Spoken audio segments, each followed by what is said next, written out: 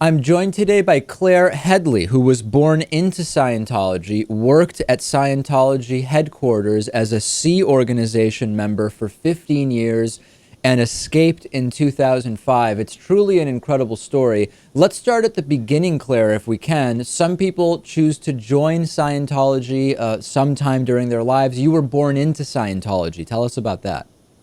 Yes, I was born in UK, and my mother had become my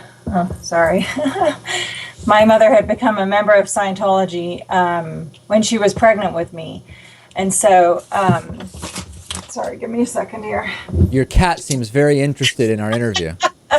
Yes, she's like all of a sudden wants to be front and center. um, okay, so my mother became a member of Scientology when she was pregnant with me. Her brother actually got her into Scientology. And so when I was born, she was already a member of Scientology. And as a result of that, Scientology was never my choice. She and my father divorced because of Scientology when I was around 2 or 3. My father had been in Scientology and decided he wanted nothing more to do with it. So they divorced, and I've never spoken to him since. And meanwhile, my mother then joined the Sea Organization when I was 4, at which point she became full-time. She was working very long hours, and I essentially became a ward of the Sea Organization. At that point, I was initially in their nursery, very long hours, from morning until late at night. And for people who might not know, how would you characterize the role of the Sea Organization within Scientology? Is it sort of the control structure?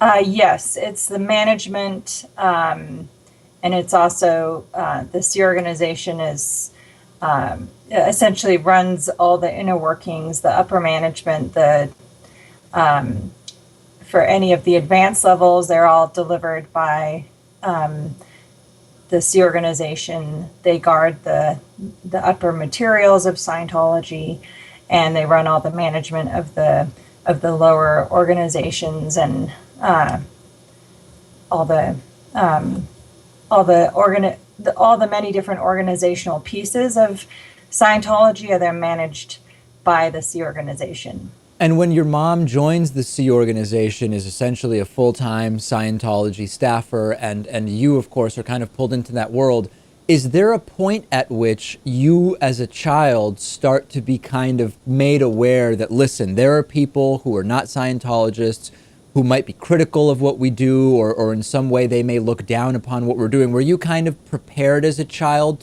for the conflict that might exist when you tell people you're a Scientologist? Absolutely. That's, I would say, practically it's a huge part of the indoctrination. Where I was in UK, was at St. Hill, which is the headquarters for UK of Scientology. And even though my mother was in the Sea Organization, I went to a public elementary school, and so I was very used to hearing, you know, things like I would get called names because I was a Scientologist, and and I a few times asked my mother why that was, because I didn't understand.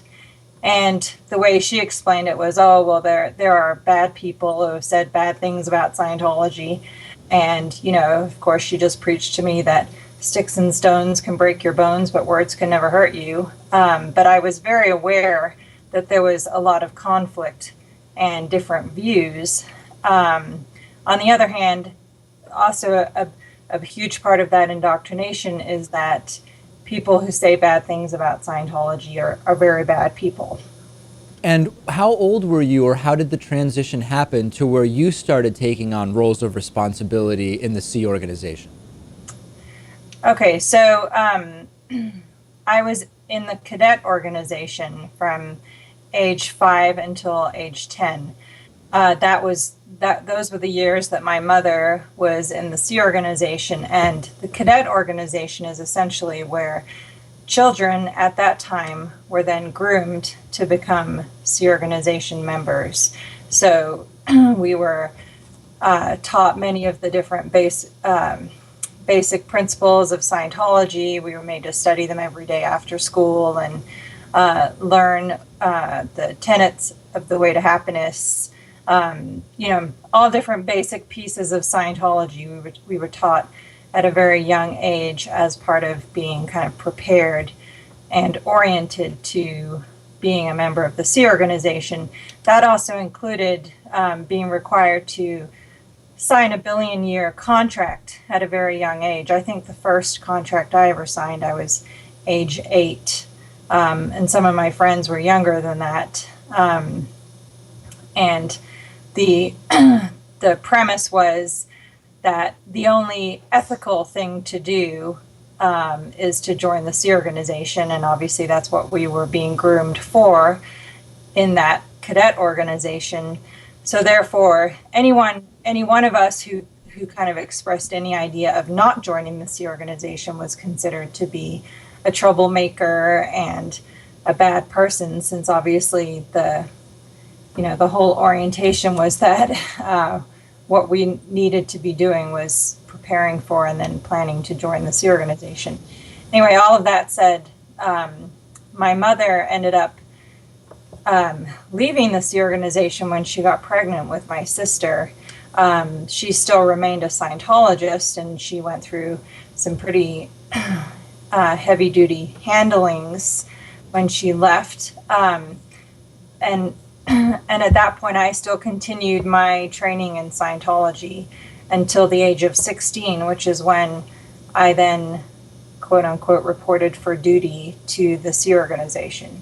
And at that point, I did what's called the EPF. It's the state's project force, where you do heavy manual labor, and you're on a very rigorous schedule, and you're kind of put through a short period of indoctrination as a Sea Org member.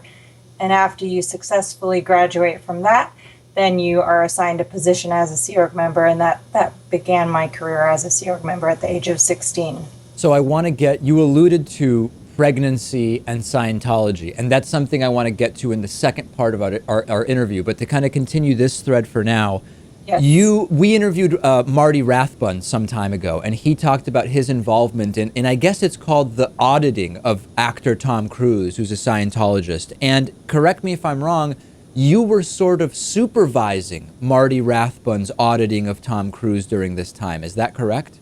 Yes, I did play a role in that, more so from the view that if Marty if there was determination that he needed correction on something in that auditing, then I was doing that correction. So talk to us about how that happens, right? So who comes to you and says, listen, Claire, we're getting some weird readings on Tom Cruise. We need to bring him in. I mean, how does this all develop?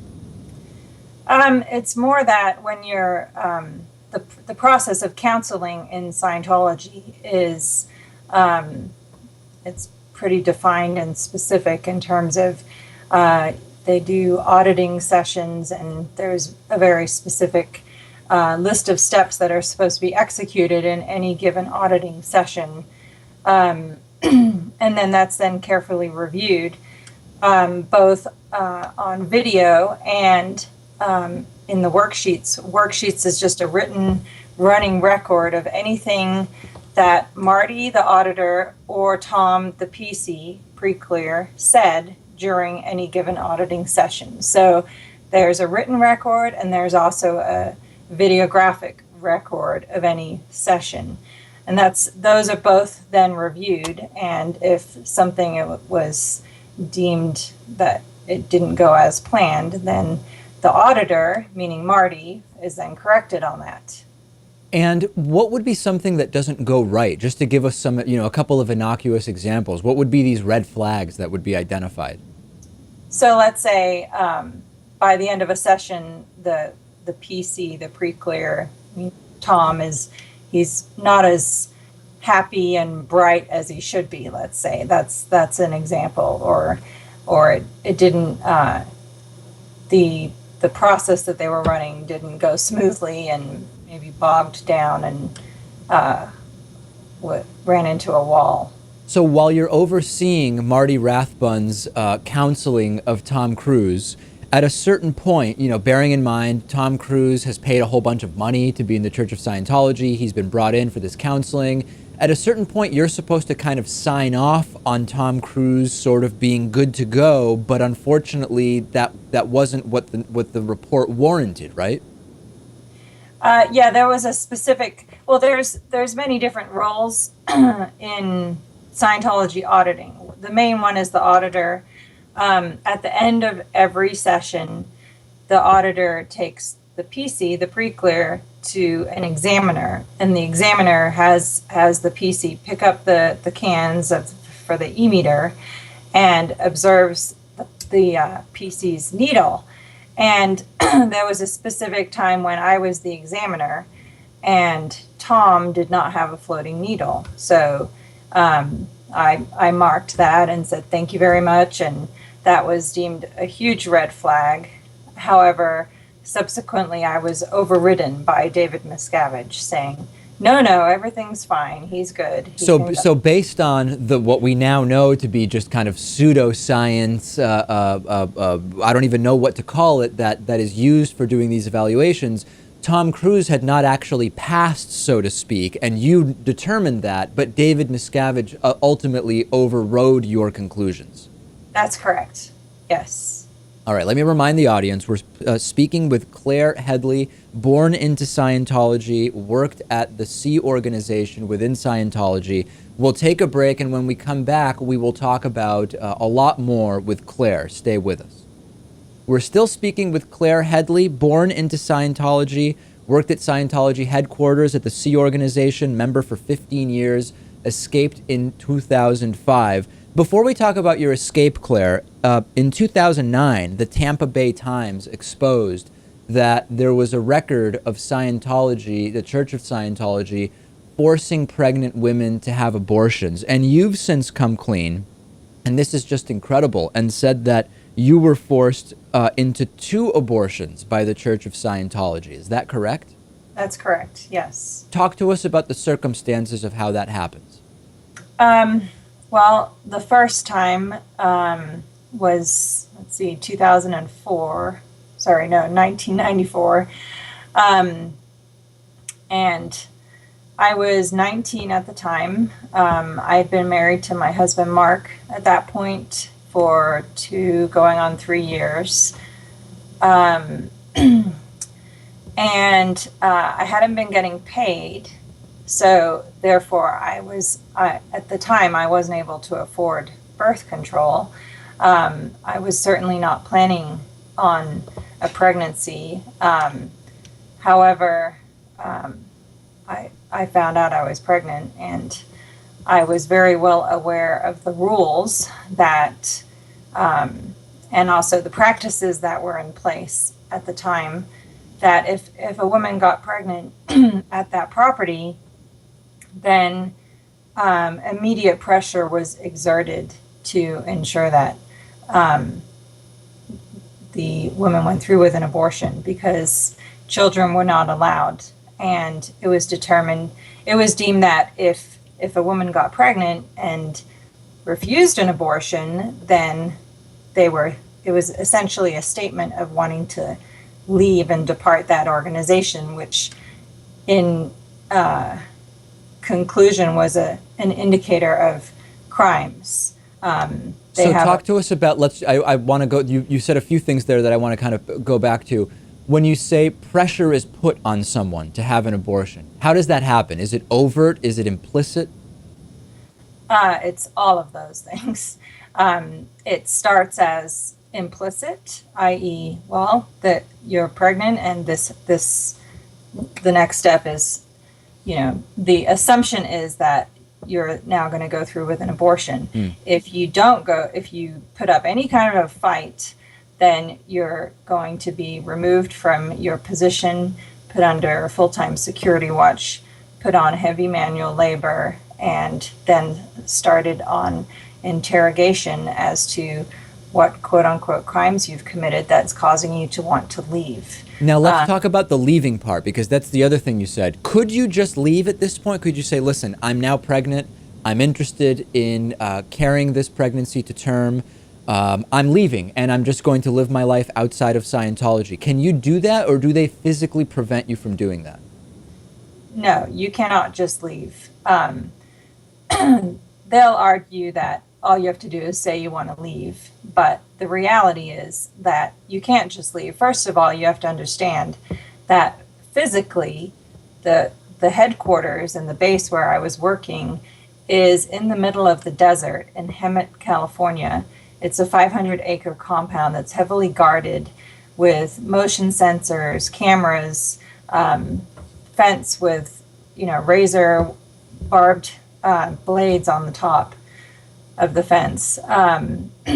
There's a 24/7 security watch with any person leaving the property and returning to the property is very closely tracked with lists by the security guards. If you're in any kind of trouble, you're restricted to the property and not allowed to go home any longer. There were extreme security measures in place. Not only that, but you have no unmonitored contact to the outside world. So any phone call is monitored, any correspondence is monitored. You don't have a car, you don't have a phone. So in reality, you're a prisoner, because really, if you decide you want to leave, you're completely at their whim as to whether or not they will let you leave. And by my observation, anyone who said they wanted to leave very rarely did. And of course, this is all against the law, but you see that the few times that charges are brought against the Church of Scientology, they're typically dismissed. Is the fact that they are so controlling part of why there ends up being often what a court considers not enough evidence to proceed with charges? I mean, is that part of the explanation? I absolutely think so. I just think that the reality of life at that base was so extreme that people on the outside who have never been or lived there or been in any kind of circumstance like that, honestly, I think they're way more comfortable to think, oh, that couldn't possibly be happening in this country. Right. It's just, the reality is people sometimes don't want to know that that's even possible in this country. But that's I think part of the enablement of how they're able to get away with that kind of thing. And also too, it's a well-known fact that Scientology has a very long history of being an extremely litigious organization. They have the art of using religious cloaking to their benefit down to a science. They just do. And, I'm sure that's what gives them a bad name with actual religions.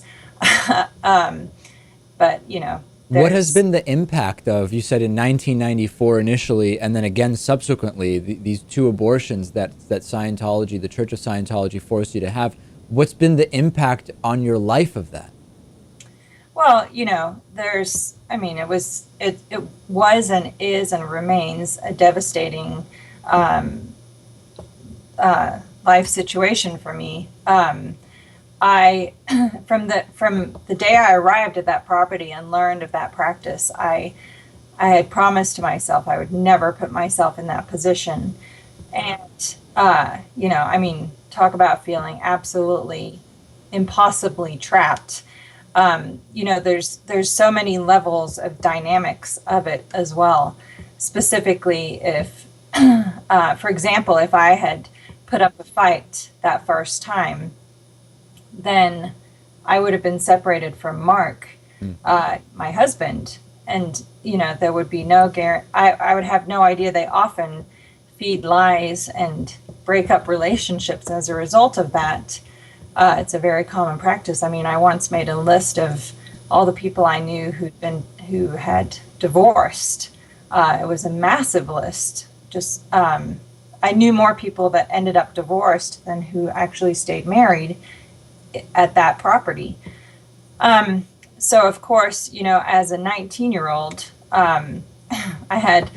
I knew I would be shunned by my family. I'd probably lose my husband. Yeah.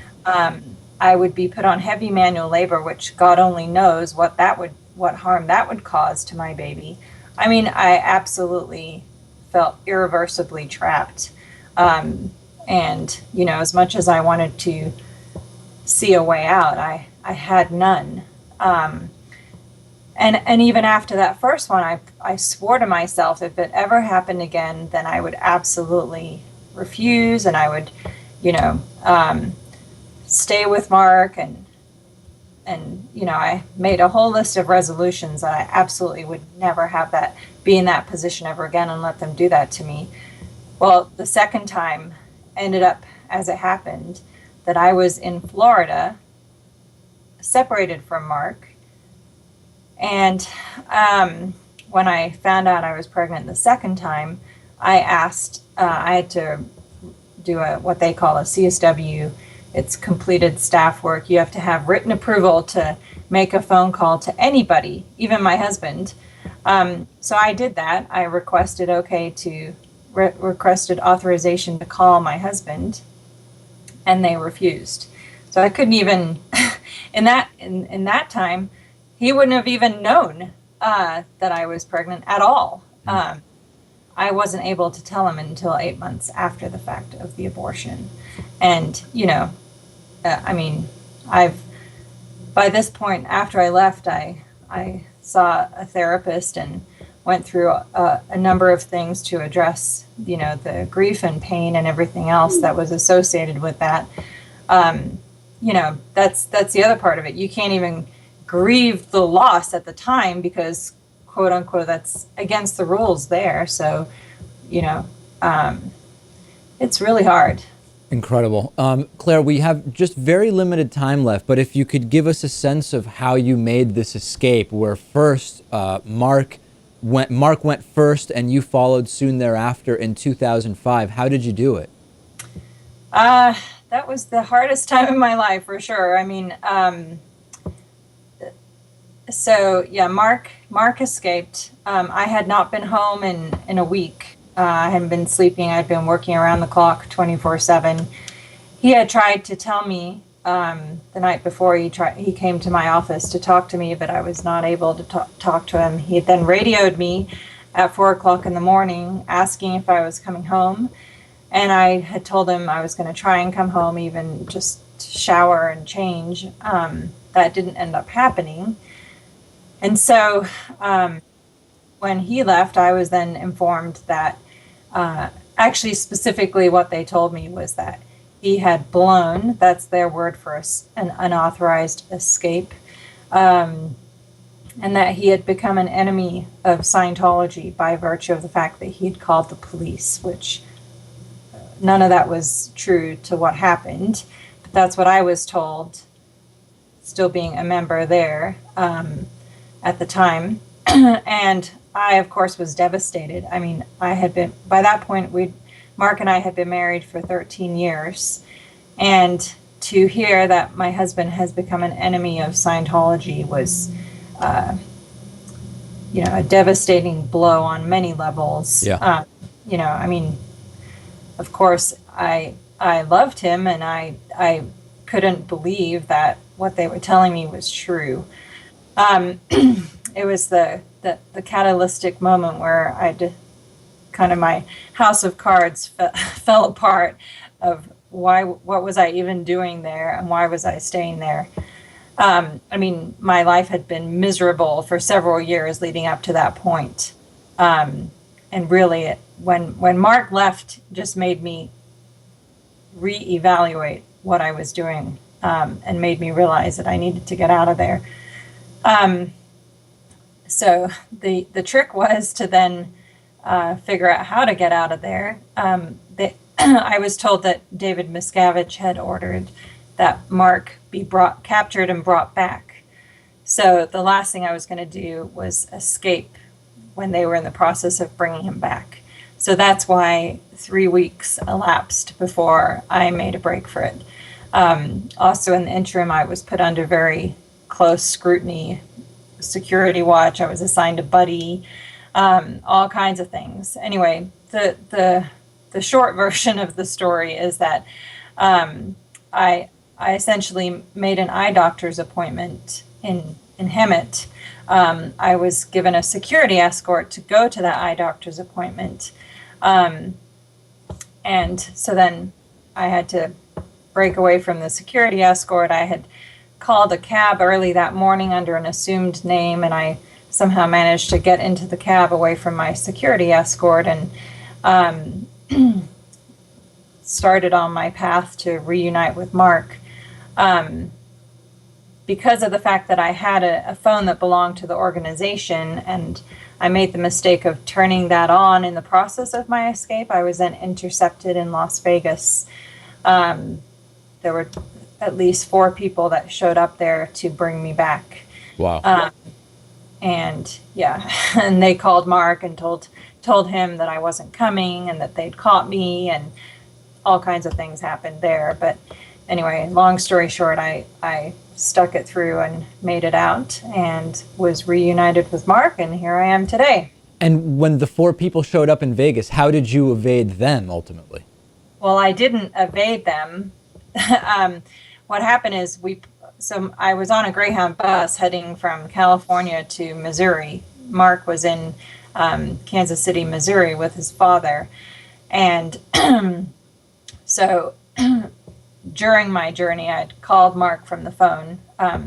When the bus pulled into Vegas, it was 6 o'clock at night. It was dark outside. And I knew that I had a 40-minute layover, and I also had to change buses. So I had waited until everybody got off the bus. And then I thought, okay, well, I didn't see anybody, so I thought I would go and get a meal, since I hadn't eaten a meal in several days by that point. I got off the bus, and before I even made it into the terminal, I had my hand on the door to open it, and boom, there was Greg Wilhair was the main person who was there, and Sharon Johnston was another person, and then there were 2 other people waiting outside in a car to take me back. Anyhow, they said, oh, why don't you come? You're not going to do this. You're coming back with us. Let's go eat some food and sort this out. And I just refused to go with them. I knew there was a good chance that they could physically try to manhandle me. So I walked into the bus station, put my purse in the middle of the floor and sat on it. And I just hoped and prayed that if they did try to physically drag me out of there, and if I screamed, then somebody hopefully might see and call 911. I mean, I had so little interaction with the real world at that point that I had no clue what else to do. Right.